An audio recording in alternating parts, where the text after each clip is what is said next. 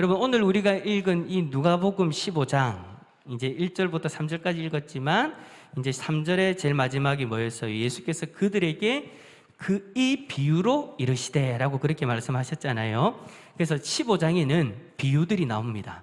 총 몇 가지의 비유가 나오냐니까 3가지의 비유가 나와요. 잃은 양 비유, 잃은 동전 비유, 그리고 탕자의 비유.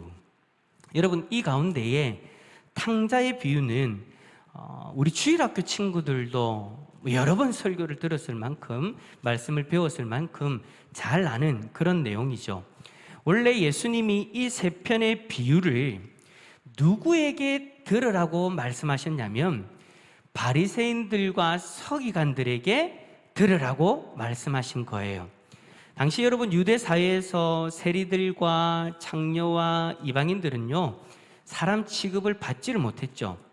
근데 이 사람들이 지금 예수님이 이 비유를 하시는 그 현장 속에서 예수님에게 와서 말씀을 듣고 또 예수님은 이들과 같이 식사까지 하고 계시는 상황인 거예요. 유대인들은 이들을 어떻게 여겼냐면, 그러니까 세리와 창녀와 이방인들을 어떻게 여겼냐면 지옥의 땔감 정도로밖에 안 여겼어요. 정말 하찮은 어떤 존재로 여겼던 거죠. 그랬는데 예수님이 이들과 함께 식사를 하는 거예요. 여러분, 이때 당시에 이 식사라는 문화는요, 평화의 상징입니다. 화해의 상징입니다.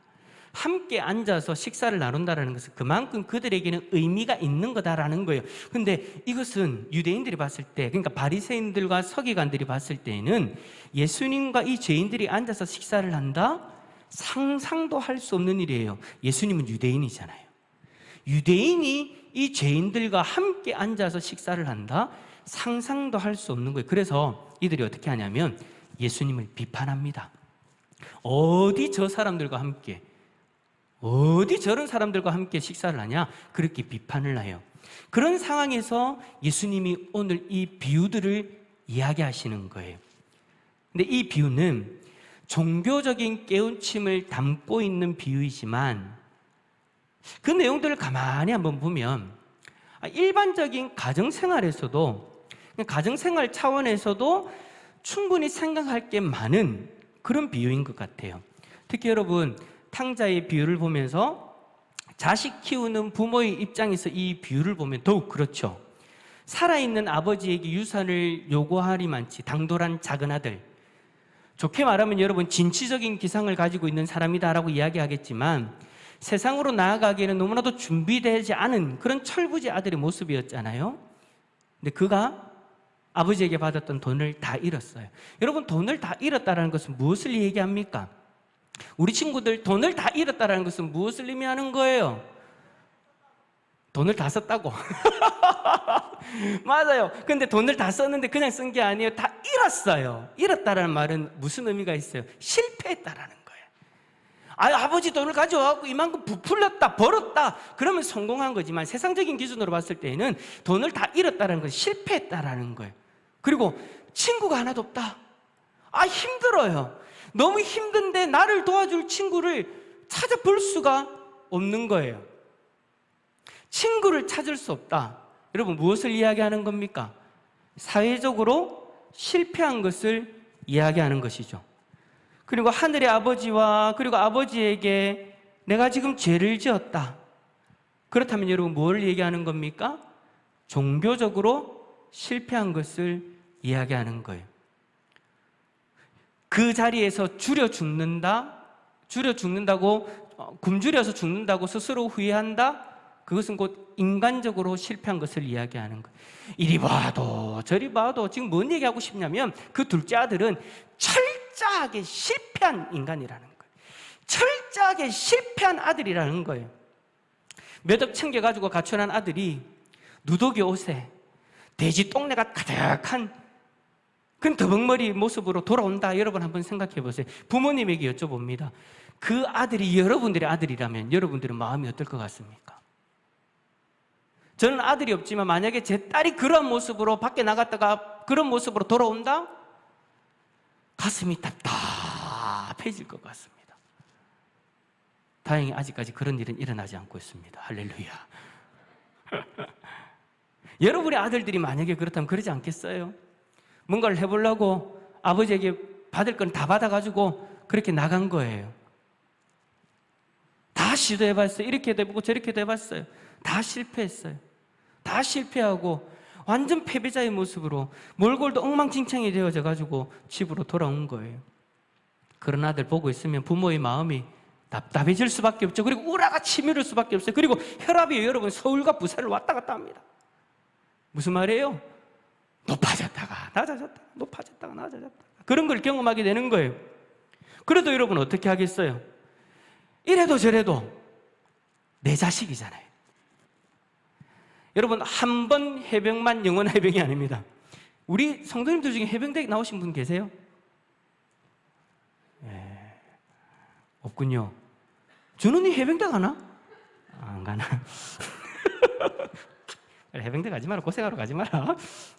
한번 해병은 여반은 해병이라는 그런 말이 있는데 여러분 해병만 그런 게 아니에요. 한 번 아들은 영원한 아들인 거예요. 잘났든 못났든 내 아들, 내 자식은, 내 딸은 영원히 내 딸, 내 아들인 거예요. 내 자식인 거예요. 어떤 모습이든지 간에 다 받아줄 수밖에 없죠. 내 자식이니까. 그래서 여러분 탕자의 아버지 어떻게 합니까? 소도 잡고 가락지도 끼우고 옷도 입히고 잔치도 베풀고 속에 썰어도요. 여러분 아들이기 때문에 결국엔 또 그 아들의 위치로 회복시켜 주잖아요. 근데 여러분 그건 아버지의 입장이에요. 아들의 입장은 어떻습니까? 염치 없이 돌아온 아들의 입장은 좀 다르죠. 가출하기 전보다 해도 더 열심히 가정에 와서 일을 하겠죠. 이제 철도 들었어요. 고생을 했으니. 그러나 여러분 냉정히 보면 그는 지금 마음이 편하지 않아요. 옛날처럼 아들의 어떤 입장으로 그 자리에 있기보다 더부살이하는 셈으로 그 자리에 있을 수도 있어요. 왜? 자기가 지은 죄가 있으니까. 이미 아버지로부터 받을 상속분 다 받고 날린 후이기 때문에 자기 것은 없어요. 어쩌면 현재 있는 모든 것은 형에게 주어진 상속분일 뿐이에요. 그러니 아버지 집에 살아도 말 그대로 여러분 얹혀서 살아가는 거잖아요. 우리 부모님에게 여쭤보겠습니다. 우리가 무리를 해가면서도 아이들을 위해서 열심히 일하는 이유가 뭡니까? 아이들을, 자녀들을 열심히 교육시키는 이유가 뭡니까? 맛있는 걸 사주려고. 맞다, 은성아. 맞다. 아버지가 네 맛있는 거 사주려고 지금 이 시간에도 일하고 있지 않냐? 맛있는 거 사주고 뭐 하려고? 소고기라면 안 먹겠지. 그렇게 노력해서 맛있는 거 먹여가면서 공부시켜가지고 여러분 뭐 하려고 그러는 겁니까? 자녀 덕분을 한번 보자고 아니잖아요. 자녀가 부모를 떠나서 사회에서 정말 건전하게 살아갈 수 있도록, 정말 사회에 필요한 사람이 될 수 있도록, 사회 속에서 당당하게 살아갈 수 있도록 자기 역할을 잘 감당하는 존경받는 인물이 되게 하기 위해서 지금도 우리 부모님들은 열심히 일하잖아요. 오늘 얼마나 더웠습니까? 이 무더위 속에서도 자신의 건강 뒷전이에요. 자녀들을 위해서 그렇게 열심히 자신을 희생하잖아요. 그걸 동준이가 알아야 된단다. 왜요? 사회에서 존경받고 사회에서 필요한 사람 될 수 있도록, 정말 이 땅 가운데서 필요한 인물이 되어질 수 있도록 부모들이 그렇게 노력하는 거잖아요. 자, 이리 보면 평생 아버지에게 얹혀 살아야 하는 아들, 기껏 땀을 흘려 벌어놓은 부모님 재산 탕진하고 남에게 폐나 끼치며 사는 그 작은 아들은 어느 부모라도 어찌 보면 피하고 싶은 아들의 모습일 거예요. 우리 아들만큼은, 우리 딸만큼은 저리 되지 않았으면 좋겠다. 그것이 우리 부모의 마음이지 않습니까? 부모님뿐만 아니라 작은 아들도 스스로 그런 모습 원하지 않았을 거예요. 솔직히 그렇게 되려고 나간 거 아니잖아요. 아버지 거 받아가 어떻게든 성공해 보려고 나간 거잖아요. 자기가 누릴 수 있는 거 누리면서 하고 싶은 거 하면서 어쨌든 간에 아버지가 주신 재산 가지고 어떻게든 살아보려고 나간 거잖아요. 그에 비해서 여러분 큰아들은 어떻습니까? 참 대견스럽다는 생각이 들지 않습니까? 사실 여러분 여기에 장남으로 계시는 분들 몇 분 계실 거예요. 장남이라는 자리가요, 참 버겁고 부담스러운 자리입니다. 부모님 기대도 남다르고요. 이런저런 책임감도 보통 무게가 아닐 거예요. 둘째 아들처럼 훌훌 털어버리고 그냥 가고 싶은 대로 가는 그런 존재가 아니라는 거예요. 근데 중요한 것은 이 큰아들이 제 앞가림을 제대로 하는 사람이었어요. 둘째 아들하고는, 막내 아들하고는 다르다라는 것이죠. 그래서 누구에게 아쉬운 소리 한번 안 합니다. 다른 사람에게 손가락질 받을 일 안 합니다. 부모 속도 안 썩입니다. 모든 일생이, 모든 일에 범생이 그 자체인 거예요. 이런 아들이라면 여러분, 부모 입장에서 아들 키운 보람 있겠다라고 이야기하지 않겠어요?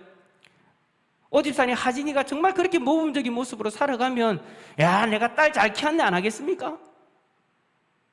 안 하는갑다. 그런 생각 하잖아요. 그죠? 여러분, 우리가 이 탕자 이야기를 우리 일상생활로만 보면 간단한 공식이 나옵니다. 작은 아들은 나쁜 아들, 큰 아들은 좋은 아들, 작은 아들은 애물단지, 큰 아들은 복덩어리. 근데 여러분, 이 비유를 헤집고 들어가 보면은요, 예수님이 이야기하려고 하는 그 의도가 우리가 지금 이야기했던 것과는 전혀 다르다라는 것을 우리는 보게 됩니다. 이 비유는 아까 뭐라고 얘기했어요? 누구한테 이야기하는 거랬어요? 바리새인들과 서기관들이었잖아요. 이들 스스로 아브라함의 자손이라고 생각하는 사람들, 그래서 그것을 자랑하는 사람들, 그래서 그렇지 그 혈통이 아닌 사람들 향해서는 정말 하찮은 것으로 여기면서 그렇게 자신감 있게 살았던 사람들, 천국을 약속받았다라고 자신하는 사람들, 모든 일에 완벽하기 때문에 책망받을 것이 더 이상 없다라고 생각하는 사람들이 바로 예수님이 비유의 대상들이었어요. 이들은 예수님이 이방인들, 창녀들, 세리들하고 어울리니까 대놓고 비방할 정도로 그렇게 스스로 잘난 사람들이었어요. 이런 그들에게 이 비유를 들으라라고 말씀하신 거예요. 따라서 여러분, 본문에서 진짜 나쁜 아들, 예수님이 이 비유를 얘기하면서 나쁜 아들, 진짜 탕자, 진짜 아빠의 마음을 새까맣게 태워놓는 그 아들은요, 둘째 아들이 아니에요. 오늘 예수님이 비유를 통해서 그 아들이 누구라고 지금 이야기하는 거예요? 자기 스스로가 완벽하다라고 이야기하는 유대인들인 거예요. 왜 그런가요? 왜 이야기가 전혀 엉뚱한 방향으로 흐르죠? 아니, 그렇게 말씀만 피우는 작은 아들에게 문제가 있는 것이 아니라 완벽한 모범생 큰 아들에게 문제가 있다니요. 아마 이런 이야기가 여러분들에게 조금이나마 말씀을 이해하는 데 도움이 될 것 같습니다. 두 형제가 있었습니다. 형은 앞에서 이야기한 비유와 동일하게 말 그대로 모범생이었습니다. 가정 형편이 어렵다 보니까 열심히 공부했고요. 공부하는데 여러분 필요한 돈 장학금으로 다 해결했습니다. 그리고 자기가 할 수 있는 가정교사 무슨 일 다 하면서 자기가 돈을 벌어서 모든 일들을 다 해결했어요. 마침내 인류대학에 진학하게 되어졌고 사범시험에 합격해가지고 검사가 되었습니다. 큰아들은요, 언제나 부모의 자랑거리가 될 만한 모습이 되었죠. 근데 또 다른 아들이 있어요. 탕자의 비유에 나오는 그 아들처럼 이 아들은 형과 달리 불량한 그 장체였습니다. 중학교 때 퇴학당한 이후에 막노동판을 전전하면서 방건달로 살아갑니다. 당연히 부모님의 근심거리였죠. 근데 다행히 나이를 먹어가면서 나이 드신 부모님을 모시고 살아갑니다. 이제 철이 든 거죠. 그러나 여전히 부모님의 마음은 누구에게 향해 있을까요? 작은 아들이 아니었어요. 큰 아들에게 마음이 있었죠. 작은 아들보다 큰 아들이 더 자랑스러웠어요. 그런데 안타까운 것은 뭐냐? 그렇게 자랑스러워하는 그 큰 아들의 얼굴을 본 지가 너무나 오래되었다라는 거예요. 매달 생활비를 통장으로 꼬박꼬박 넣었는데 얼굴을 보여주지 않아요. 그래서 둘째를 시켜가지고 하루는 이제 법원에 이제 아들을 만나러 가겠노라고 그렇게 이제 찾아갑니다. 둘째 아들 데리고 찾아러 가요. 찾아가서 전화를 해요. 내가 여기 왔는데 좀 내려온나? 얼굴 한번 보자 라고 전화를 했더니 큰아들 왈, 어머니 뭐하러 오셨어요? 제가 매달마다 돈 보내드린 거 그거 작아요? 지금 바쁘니까 그냥 돌아가세요. 자, 이런 이야기를 들으면 우리 친구들은 뭐라고 반응합니까? 하나, 둘, 셋. 요즘은 그런 표현은 헐.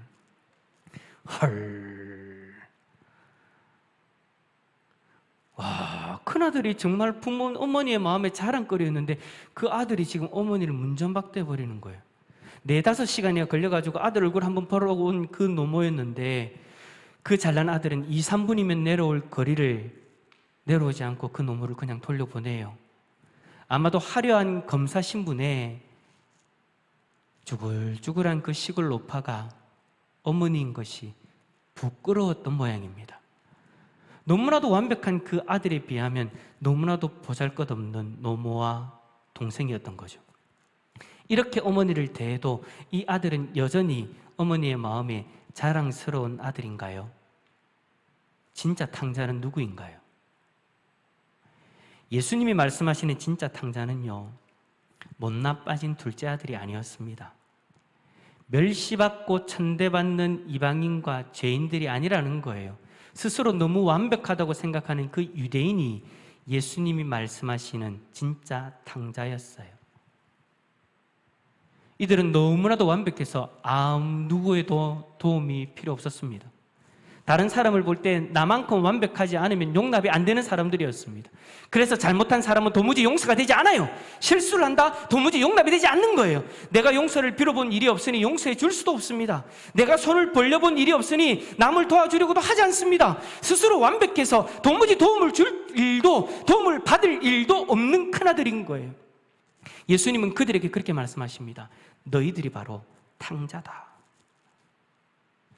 이렇게 살아가는 것은 아니다라는 거예요. 이 모습은 하나님이 원하시는 삶의 모습이 아니다라는 거예요. 여러분, 누가복음 15장에 맨 처음 나오는 비유가 뭐냐면 잃어버린 양의 비유입니다. 이 문제에 대해서 잃어버린 양의 비유는 우리에게 참 깊은 생각을 하게 만듭니다. 간단한 이야기예요. 100마리 양이 있는데 한 마리가 실종되었어요. 목자는 그 양을 찾기 위해서 온종일 헤맨 끝에 그 양을 결국에는 찾잖아요. 그래서 기쁨의 잔치를 베풀죠. 양 한 마리를 찾은 그 기쁨 때문에 온 동네 사람들 다 모아놓고 잔치를 베풀 만큼 비경제적인 그런 일을 서슴지 않고 행합니다. 그런데 여러분, 생각의 방향을 한번 좀 바꿔가지고 양의 입장에서 한번 생각을 해봅시다. 그 양은 하고 싶은 대로 자유를 만끽하다가 길을 잃었어요. 광야에서 양이 길을 잃었다는 것은 여러분 곧 죽음을 의미하는 거거든요. 겁에 질려서 벌벌 떨고 있다가 구사일생으로 목자의 손에 구출되어집니다. 죽었다가 살아난 거예요. 그러면 여러분, 이 양의 입장에서 자기를 살려준 이 목자를 평생 잊을 수 있을까요? 여러분, 오늘 이 시간에 만약에 눈을 감고 여러분들에게 떠오르는 사람이 있다면 누가 떠오릅니까? 라고 물어본다면 이 기준을 가지고 한번 떠올려 봅시다. 은혜를 기준으로 삼아서 두 부류의 사람을 떠올릴 수 있겠죠. 나에게 은혜를 베푼 사람, 내가 은혜를 베푼 사람, 나에게 은혜를 베푼 사람, 내가 은혜를 베푼 사람, 이 두 부류의 사람들 중에 여러분 떠올려 보려고 한다면 여러분 누가 떠오를까요? 만약에 여러분 온통 내가 은혜를 잊기만 한 사람들이 떠오른다면, 그러니까 내가 나에게 은혜를 베푼 사람들만 떠오른다면 그거는 여러분 좀 문제가 있는 거예요. 이게 좋게 말해서 은혜지, 좀 고지고대로 말하면 남한테 패끼치는 삶만 살은 거잖아요.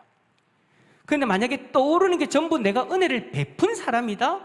그렇다면 여러분, 이 사람의 인생 하나님께서 기뻐하시는 인생 아니겠습니까? 누군가의 일생에 나의 도움이 선명한 핸드프린트 자국처럼 나 있는 사람, 지구촌 곳곳에 나의 도움의 손길을 묻힌 채 살아가는 사람들이 있다면 그것 이상 가슴 뿌듯한 일이 무엇이 있겠습니까?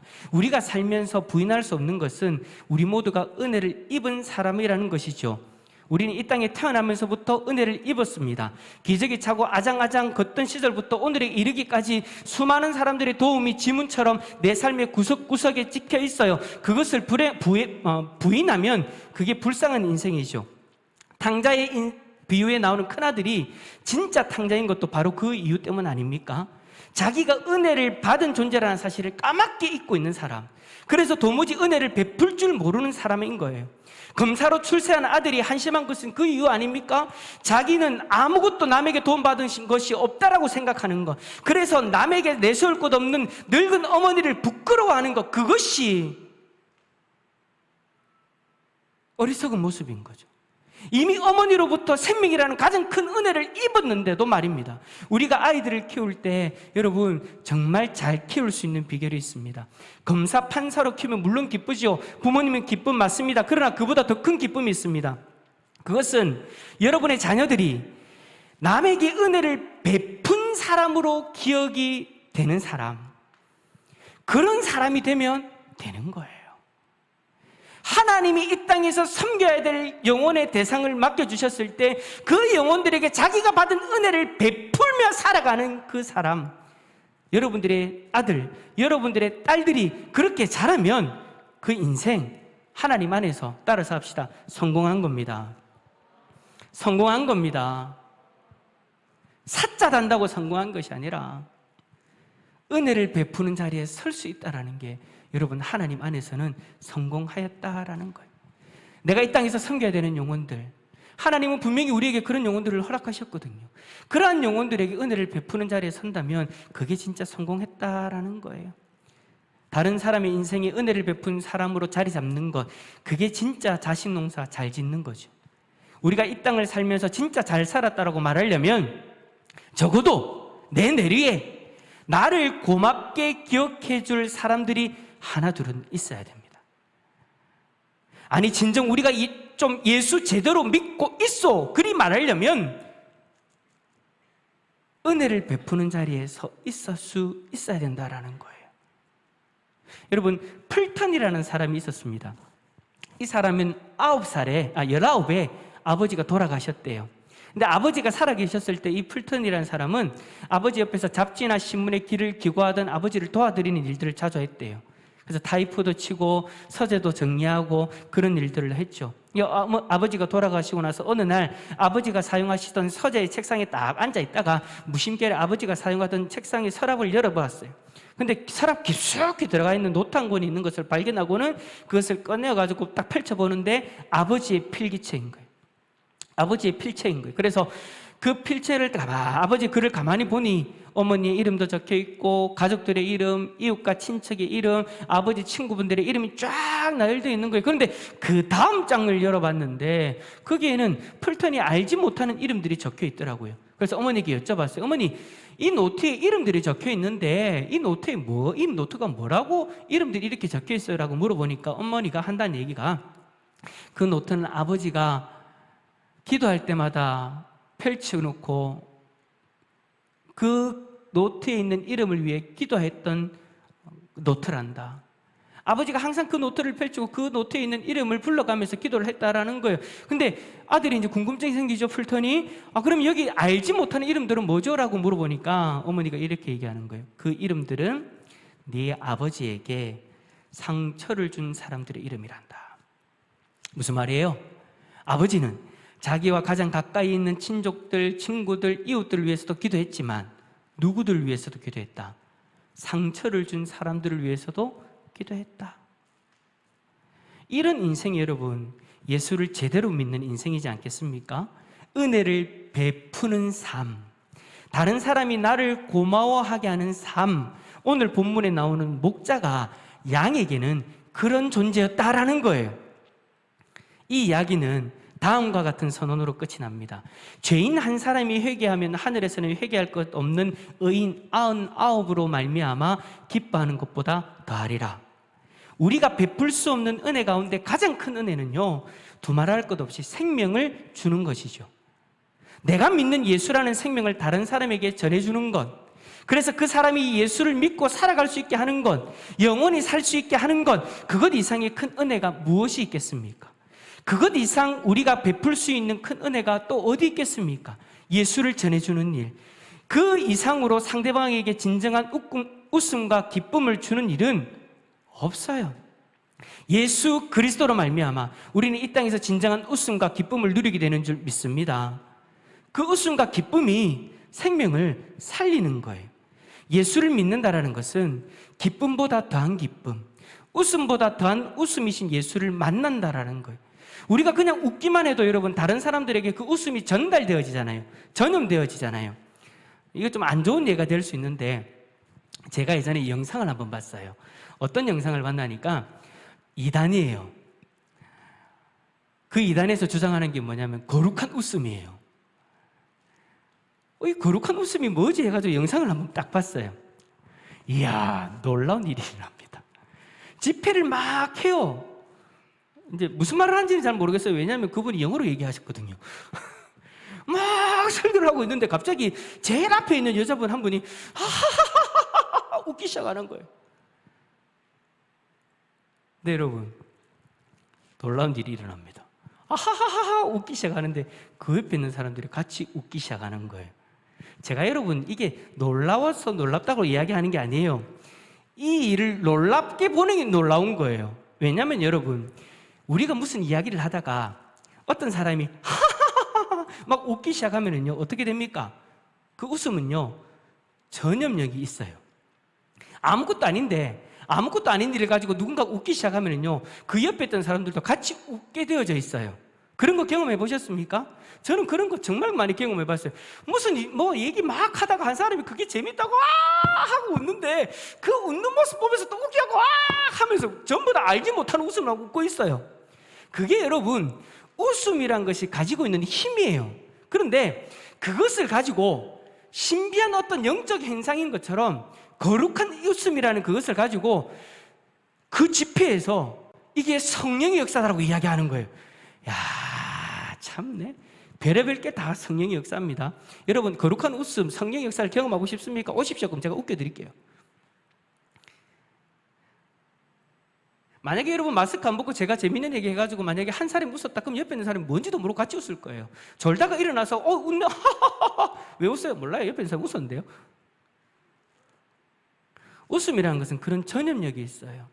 근데 여러분, 예수 그리스도를 믿어서 참된 기쁨을 누리게 되어지면 그 속에 전염력이 있어요. 그 기쁨은 전달되어질 수밖에 없어요. 그 기쁨이 전달되어지는 것이 결국에는 우리들의 인생에 누군가에게 은혜를 베풀어주는 손길이다라는 것을 여러분에게 이야기하는 겁니다. 남에게 예수 믿으라고 말한다라는 거 여간 부담스럽지 않죠. 그러나 여러분 그것을 부담이라고 생각하지 말고 다른 사람의 인생에 여러분이 참 고마운 사람으로 기억될 수 있는 기회다라는 것을 여러분 받아들일 수 있기를 축복합니다. 다른 사람에게 여러분이 은혜를 베푼 사람으로 기록될 수 있는 기회다라고 여러분 생각했으면 좋겠어요. 예수라는 기쁨을 나눠주는 기회 말이죠. 오늘 이 자리에 우리 주일학교 친구들이 앉아 있습니다. 여러분들은 부모님으로 인해서 예수라는 기쁨을 나누어 받았어요. 예수를 통해서 이 땅 가운데서 누릴 수 있는 참된 기쁨을 누릴 수 있는 그 인생의 복된 길에 들어서 있다라는 거예요. 그러니 여러분, 부모님에게 얼마나 감사합니까? 부모님이 여러분들에게 먹을 것을 주기 위해서 쇠가 빠지게 일하는 것만 생각하지 마시고 부모님이 여러분들에게 이 예수라는 이름을 전해주셨다라는 거, 여러분 이것이 여러분에게 큰 은혜임을 기억하시기를 축복합니다. 부모님이 여러분에게 베풀어 주신 가장 큰 은혜라는 것을 기억하시길 바랍니다. 그리고 이 은혜를요 이제는 우리 친구들을 통해서 다른 친구들에게 전염될 수 있도록, 전해질 수 있도록 우리 친구들이 노력하였으면 좋겠습니다. 우리 친구들뿐만 아닙니다. 우리 어른들도 마찬가지입니다. 이 은혜를 나누는 일 가운데 귀하게 쓰임받는 우리 성도님들 다 되어질 수 있기를 예수 그리스도 이름으로 축원합니다.